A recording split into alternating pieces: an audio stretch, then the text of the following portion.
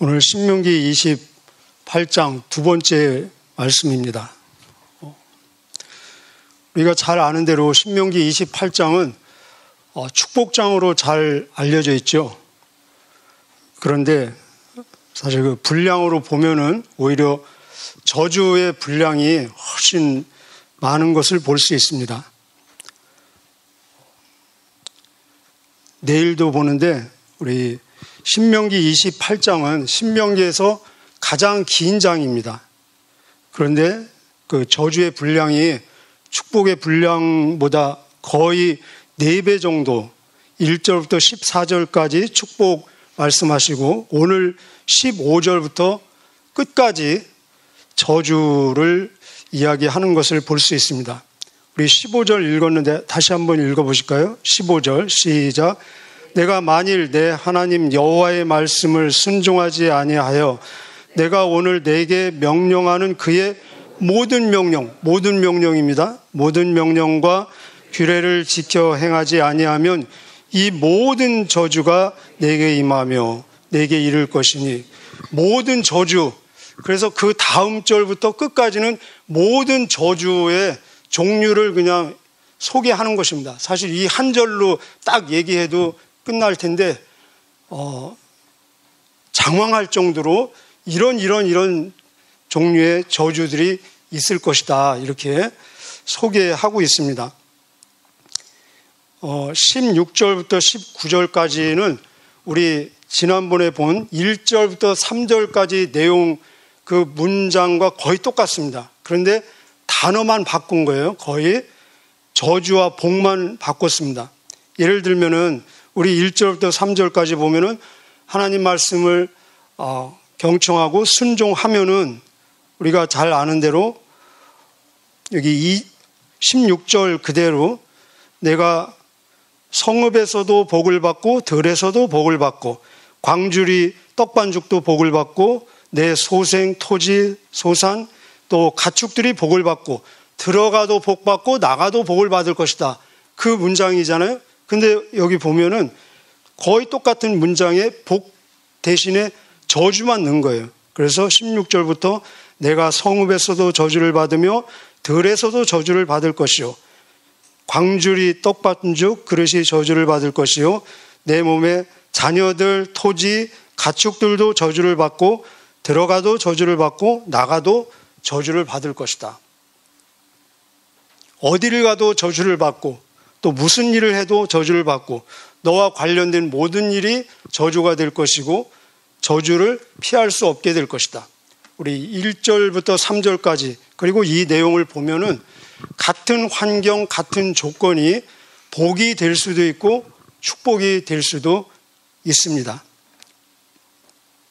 우리가 지난 40년 광야 생활을 보고 이제 가나안에 들어갈 것인데 사막조차도 하나님이 함께 하시고 보호하시면은 충분히 살 수 있는 곳입니다. 그러나 소위 젖과 꿀이 흐른다는 가나안조차도 하나님이 함께 하시지 아니하시고 하나님의 보호가 떠나면은 사막보다 더 사막 같은 삭막한 살 수 없는 곳이 얼마든지 될 수 있다는 것을 볼 수 있습니다. 그 내용 밑에 쭉 내려가 보면은 정말 누구도 싫어할 수밖에 없는 각종 종류의 질병들이 소개되고 있고 또 자연재해들이 나오고 있습니다. 하늘은 노치되고 땅은 철이 되며 비가 와야 되잖아요. 그죠? 그런데 하늘이 노치되고 철이 되고 비 대신에 티끌과 또 모래만 날린다. 우리 그 미세먼지 황사 최악 경험하셨죠? 그죠? 밖에도 잘 못 나가고. 그래서 쭉 보면은 막 미친다는 단어들이 나옵니다. 우리 27절에 보면은 또 너를 미치는 것과 눈머는 것과 정신병으로 치시리니. 그리고 34절에 보면은 내 눈에 보이는 대로 말미암아 내가 미치리라. 그래서 막 그런 말 가끔 하는 사람 있잖아요. 막 미치겠네 정말. 여기 지금 그러는 거예요. 보이는 것마다 34절에 보면은 보이는 것마다 우리 하루 종일 또 뭔가를 보고 살지 않겠습니까? 근데 보이는 것마다 나를 미치게 한다면은 그거 살 수 없죠. 34절이 내 눈에 보이는 모든 일로 말미암아 내가 미치겠네. 36절, 37절 한번 읽어보실까요? 시작. 여호와께서 너와 내가 세울 내 임금을 너와 내 조상들이 알지 못하던 나라로 끌어가시리니 내가 거기서 목석으로 만든 다른 신들을 섬길 것이며 여호와께서 너를 끌어가시는 모든 민족 중에서 내가 놀람과 속담과 비방거리가 될 것이라. 이는 예언적인 경고입니다. 지금 모세가 이 말씀을 하고 약 400년 후에 이제 첫 왕이 세워질 텐데 이미 지금 여기 내 임금이 나오지 않습니까? 그리고 너와 내 조상들이 알지 못하는 나라로 끌려갈 수도 있다. 우리 이스라엘 역사 아시죠? 바벨론, 또 아수르, 페르시아, 로마 그런 나라에게 끌려가기도 하고 정복을 당하고 괴로움을 당했는데 그런 나라들은 다 이후에 세워지는 나라들입니다. 그래서 지금 이 말씀을 듣는 이 백성들은 지금 뭔 얘기하는지 어떤 나라를 얘기하는지 전혀 인간적으로는 감을 잡기도 힘든 예언적인 그런 경고를 하는 모습을 볼 수 있습니다. 우리가 잘 아는 대로 모세가 5권의 성경을 썼죠. 모세오경이라고 하는 창출, 레민, 신. 그런데 이 모세가 5권의 책을 쓴 5권 중에서도 인간적으로, 개인적으로 자신의 가장 애절하고 간절한 마음이 담긴 책 하면은 무슨 책일까요? 신명기 아니겠어요? 그죠? 그래서 신명기를 모세의 고별 설교다, 또 모세의 유언이다, 모세의 신신당부다 이런 별명들이 있는데 그만큼 하나님의 백성들이 순종을 해서 복받기를 그렇게 간절히 원하는 이 책 신명기에 저주라는 단어가 가장 많이 담겨 있다는 것입니다. 제가 확인을 해보니까 성경 66권 중에서 저주라는 단어가 가장 많이 나오는 책이 무슨 책일까요? 신명기예요. 신명기. 놀랍고 이상하지 않습니까? 그렇게 축복받기를 원하는, 축복을 간절히 열망하고 사모하는 책에 저주라는 단어가 가장 많이 담겨 있다는 거, 이게 우연이겠습니까? 하나님의 뜻이 담겨 있지 않을까요? 여러분 한번 오늘 각자도 그런 것을 한번 묵상해 보시기를 바랍니다.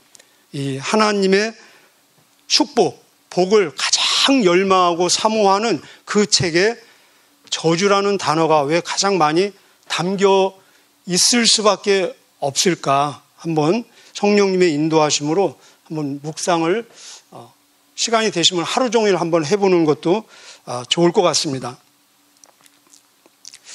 이 왜 축복을 원하는 책에 저주라는 단어가 거의 40번 정도 가까이 나오고 있습니다. 왜 저주라는 단어가 이렇게 많이 담겨져 있을까? 몇 가지 우리 묵상하면서 함께 은혜를 나누고 싶습니다. 첫째는 하나님의 강력한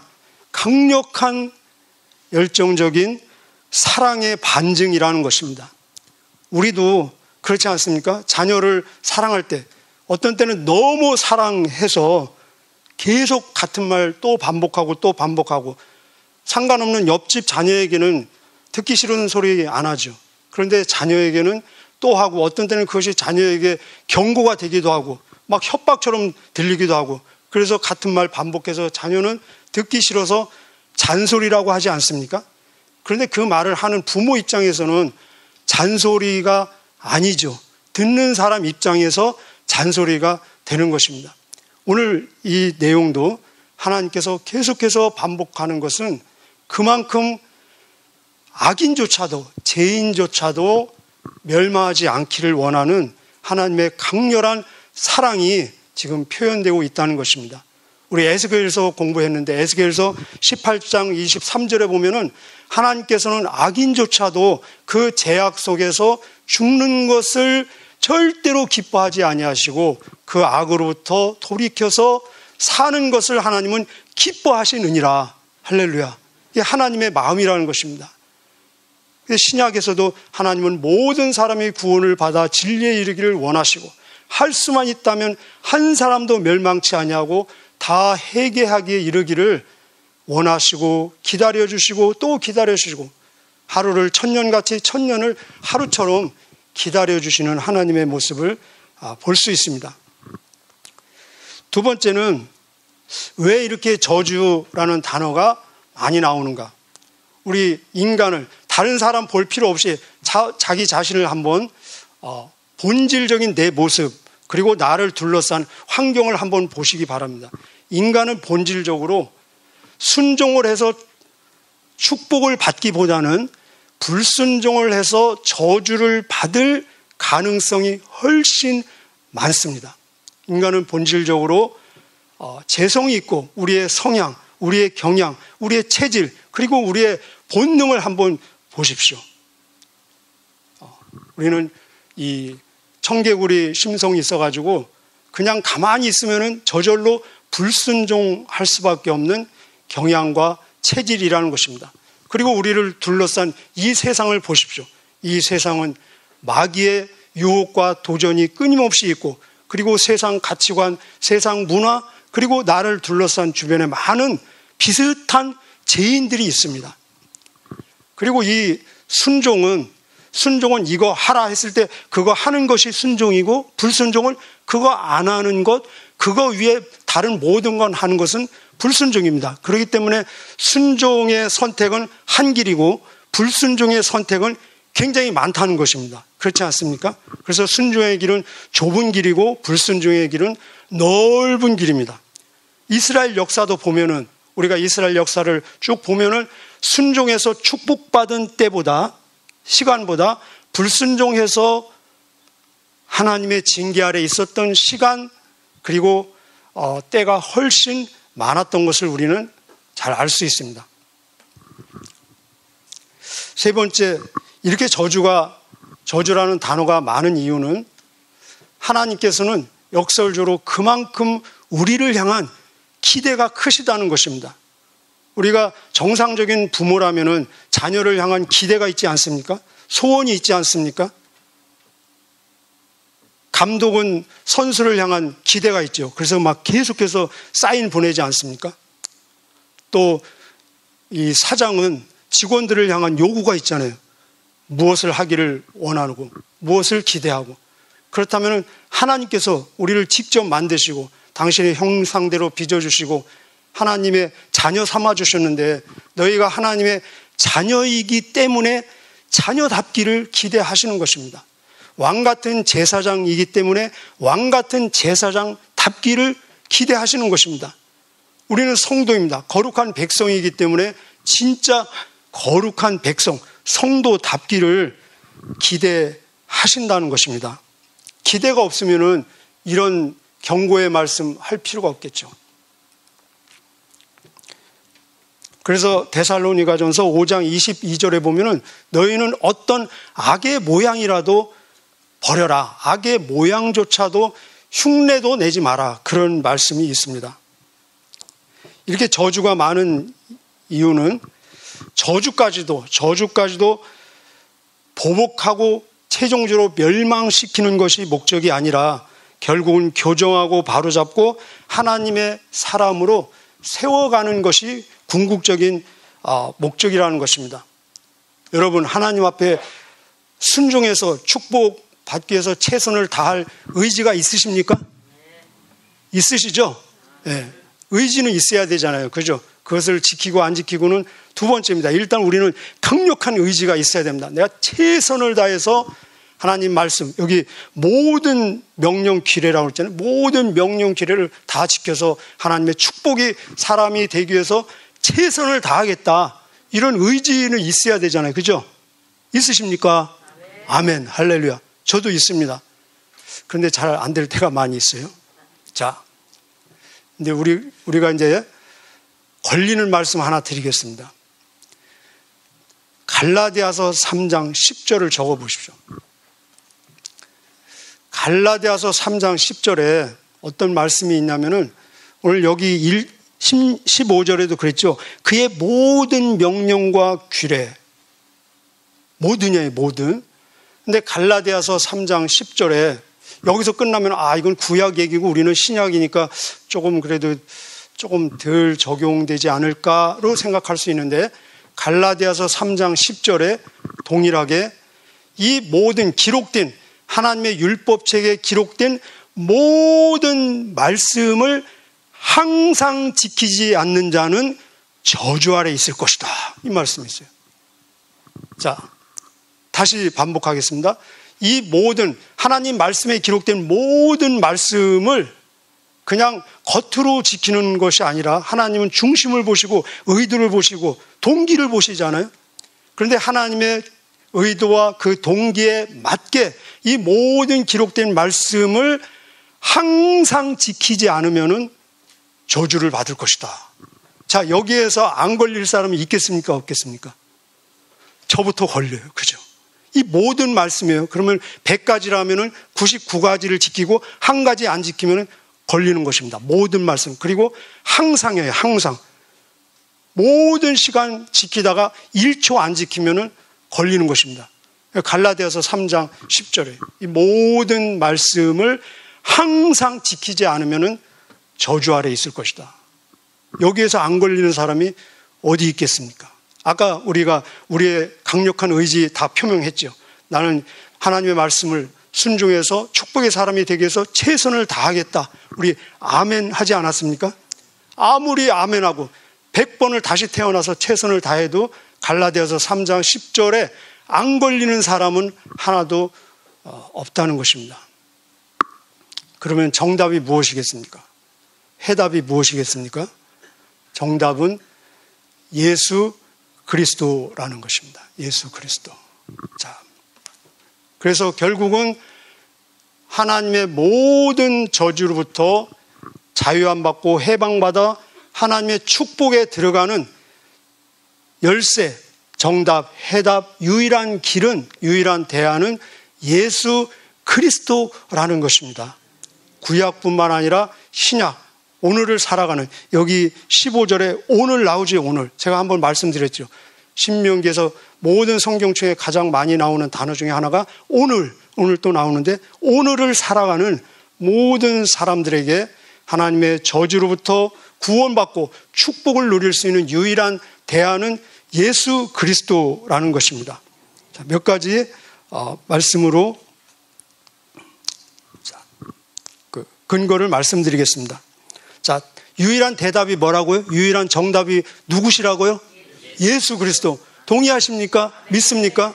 자, 첫 번째는 예수님만이 모든 하나님의 계명을 하나님의 의도대로 완벽히 지켜내시고 그리고 완벽하게 순종, 복종하셨습니다.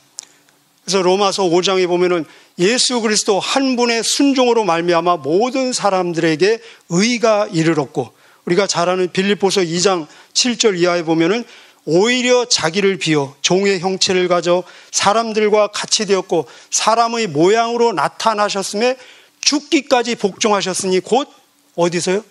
십자가에서 죽으심이라. 예수님만이 완벽한 순종, 복종을 이루어냈다는 것입니다. 자, 두 번째, 왜 예수님만이 대답이겠습니까? 해답이겠습니까? 정답이겠습니까? 예수님이 우리의 모든 과거, 현재, 미래의 저주까지도 이미 다 담당하시고 한 번에 영원히 단번에 모든 저주를 담당하시고 해결하셨다는 것입니다. 우리 아까 우리 모든 인생들이 걸리는 갈라디아서 3장 10절 보셨죠? 조금 내려가서 갈라디아서 3장 13절에 보면은 이게 복음입니다. 예수 그리스도께서 우리를 대신해서 저주를 지셨으니 이는 우리를 율법의 저주에서 속량하시고 해방하시고 자유를 주셨느니라. 아멘.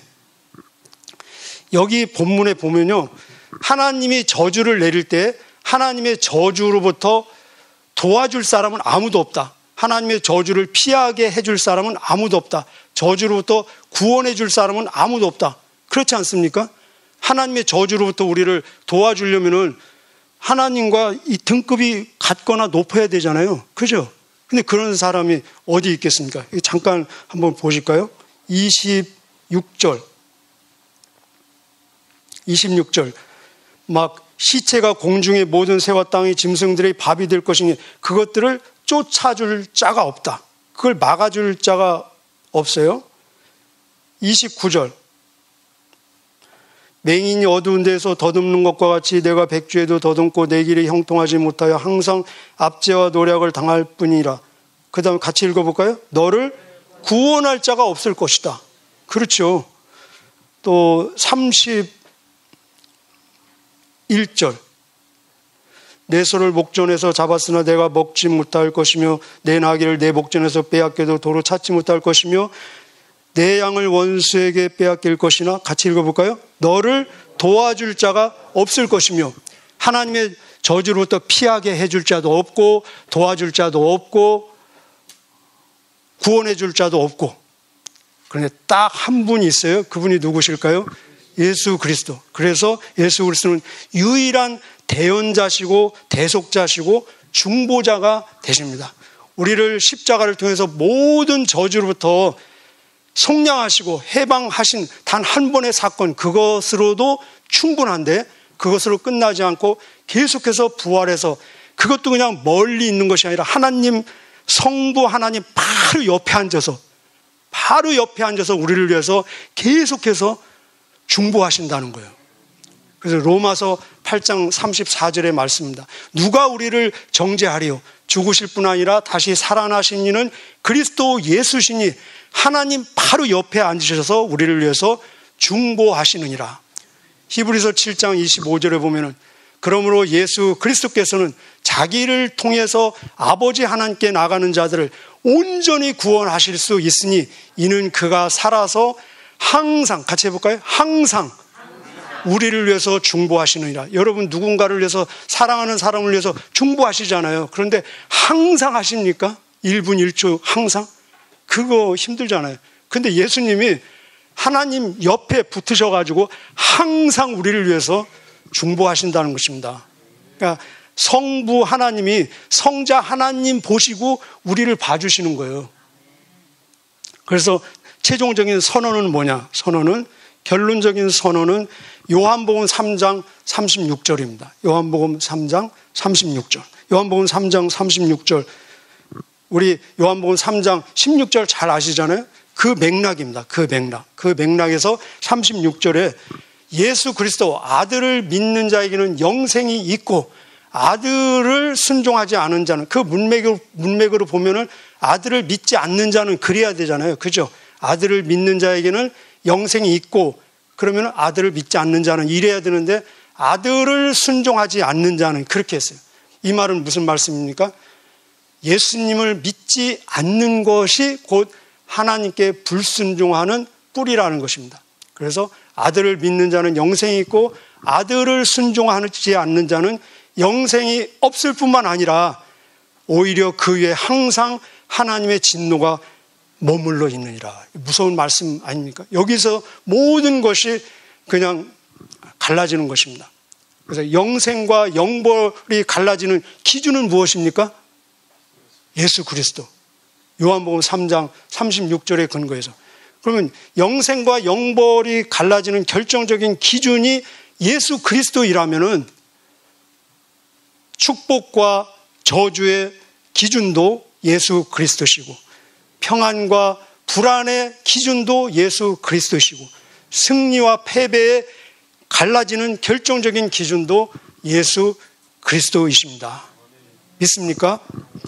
자, 여기 오늘이라는 단어 나와 있는데 오늘 또 우리가 예수님 안에서 영생을 맛보며 축복과 평안, 기쁨과 승리의 삶을 누리시는 복된 하루 되시기를 주님의 이름으로 축복합니다.